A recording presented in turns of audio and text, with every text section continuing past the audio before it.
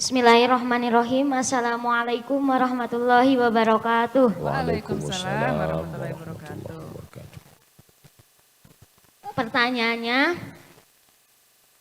saya pernah mendengar jikalau ada seorang yang meninggal dan yang nuntun, ada keluarganya yang menuntun la ilaha illallah. Tapi yang meninggal la ilaha langsung meninggal tidak illallah. Enggak nyebut illallah gitu. Katanya itu murtad. Itu pertanyaannya. Dan untuk permintaannya, mungkin saya di dunia tidak bisa berbarengan. Bahkan selfie pun bersama Ustadz tidak bisa. Saya meminta jikalau nanti di akhirat Ustadz tidak melihat saya, mohon akui saya sebagai murid Ustadz. Amin. Syukron, wassalamualaikum warahmatullahi wabarakatuh. Waalaikumsalam. Namanya siapa? Nita, dari Tasik. Oke, Nita dari Tasik. La ilaha Iya. mati. Tidak ada Tuhan, Iya. mati. Yang dipakai itu, yang di zahirnya itu, yang tidak sampai, atau yang di hatinya yang sampai. Dalam fikih tentang niat sholat, andai berbeda antara yang di mulut dengan yang di hati, yang berlaku yang di mulut atau di hati? Hati. Bagi yang NU, yang melafalkan niat, usolli fardhu zuhri, tapi dalam hatinya asar. Dan sholatnya memang sholat asar. Maka yang sah itu yang hati. Innal kalama la fil fuadi. Allah menciptakan kalam yang asli itu letaknya di fuadi. Fuadi artinya hati. Wa inna ma ju'ilal lisan. Allah ciptakan lidah alal fuadi dalila untuk membuktikan apa yang ada di dalam. Jadi yang aslinya yang ada di dalam. Jadi sebenarnya orang itu soleh, baik, hanya saja nafasnya tak sampai la ilaha. Padahal dalamnya sudah sampai illallah. Dan kita tidak boleh menceritakan itu ke orang lain. Kemarin saya ngelihat Ustadz Somad sakratul maut. Gak nyampe. Hadis menyebut, Udhkuru mahasina mautakum. Orang yang sudah meninggal sebut yang baik-baiknya saja. Dan kita disuruh, ya ayyuhalladzina amanu jtanibu katsiran minadh-dhann, jangan su'udzon. Dalam kitab Daqaiqul Akhbar diceritakan tentang seorang ulama sakratul maut. Ketika sedang sakratul maut, datanglah orang mengajarkan dia, la ilaha illallah.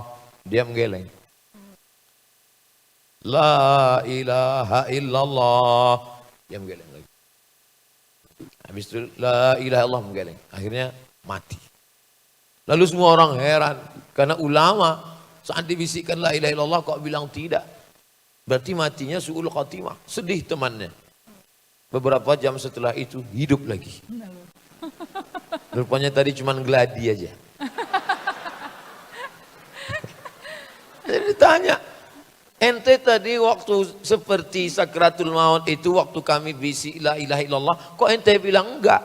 Waktu itu iblis datang bawa air dingin. Orang yang mau mati itu haus. Kerongkongan. Sama lah seperti ini agak mau mati juga. Tuh. Kode Ada. ya, kode. Saya bergurau aja. Tolong ya kode. Saya nggak pandai nyindir-nyindir.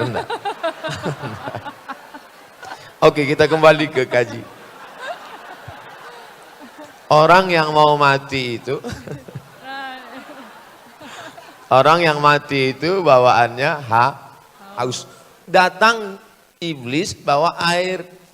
Lalu iblis nyatakan, kalau engkau akui aku sebagai Tuhan, aku beri engkau minum. Dia bilang, enggak. Aku kasih minum. Dia bilang, enggak. Aku kasih minum. Dia enggak. Akhirnya mati. Matinya husnul khotimah karena menolak iblis. Tapi kita tetap menjalankan syariat talqin itu. Karena itu perintah Nabi Muhammad SAW. Tetap kita bisik, la ilaha illallah. Yang membisikkan hanya satu orang. Jangan nanti satu pesawat datang ke Riau dari Bandung, semuanya mau bisik. Satu orang saja. La ilaha illallah. Kalau sudah kelihatan lidahnya, suara udah nggak keluar lagi, nampak lidahnya, diam, jangan ganggu. Tapi kalau dia udah ngacau, dolar berapa sekarang? Baru kita ulang lagi. La ilaha illallah. Hebatnya ajaran Islam, diajarkan kalimat yang paling ringan pada saat yang paling berat. Pada saat paling berat, sakratul maut. Kalimat yang paling ringan, la ilaha illallah. Karena tidak perlu menggerakkan bibir. Menyebut nama saya, bibir harus bergerak. Abdul Somad. Tapi untuk la ilaha illallah, bibir tak bergerak. La ilaha illallah. Cukup. Maka kalau terjadi seperti itu atau kalimat lain, kita tetap husnuzon, tapi yang membisikkan talqin tetap. Wallahu a'lam. Oke, gitu ya. Kayak masih ada lagi pertanyaan yang tadi. Kalau yang keduanya tadi harapan katanya kalau di surga supaya tetap ketemu dengan Ustadz sebagai muridnya gitu. Bisa ya Ustadz kayak gitu ya, nanti tolong diingat wajahnya Nita tadi Ustadz. Nanti kalau jamaah semuanya sudah dipersilakan Allah masuk ke dalam surga dan di sana tidak melihat saya, maka carilah di ruang VIP. Cari ya. Pede sekali Ustadz Somad. Inilah Ustadz yang paling sombong dan angkuh.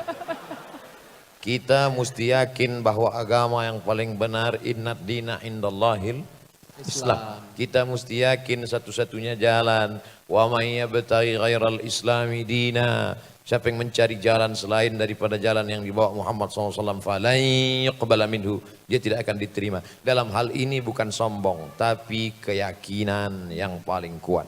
Idza sa'altumullaha, kalau kamu memohon kepada Allah, fas'aluhul firdaus, mintalah surga yang paling tinggi. Minta itu yang paling tinggi, surga jannatul firdaus. Nah, maka ada syafaat Nabi Muhammad, mudah-mudahan kita dapat. Ada syafaat Quran. Man qara'al Quran, siapa yang membaca Al-Quran, ya'ti yaumal qiyamah, Quran akan datang pada hari kiamat, syafi'an li ashabi, memberikan syafaat pada orang yang membacanya. Ada syafaat malaikat, ada syafaat anak penghafal Quran, ada syafaat ulama, ada syafaat orang mati syahid, dan ada syafaat orang yang beriman. Dia bukan ustadz, dia bukan ulama, dia bukan LCMA, dia bukan penulis buku, manusia biasa tapi amalnya lebih bersih. Di dunia ini dia yang berkata, tolong nanti kami cari ustadz. Rupanya dia pula lah yang menyelamatkan Abdul Somad di hadapan Allah Subhanahu wa ta'ala.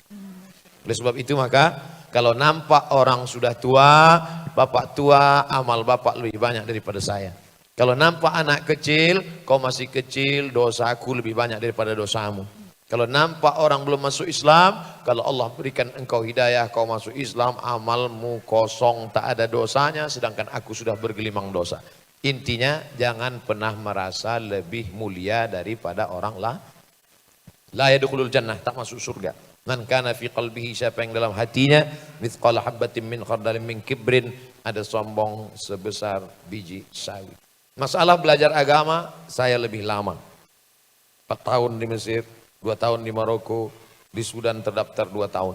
Tapi masalah ketulusan hati, kekuatan hijrah, Kang Adrian tentu lebih utama karena godaan dia artis-artis cantik jelita. Ini aja di depan saya banyak banget yang cantik sekilas-sekilas nih Ustaz. Saya nggak kelihatan karena lampu silau. Paling bisa aja, paling tadi di belakang bilang luar biasa jamaah yang hadir ini ya gitu. Maksudnya banyaknya, jangan seuzon dulu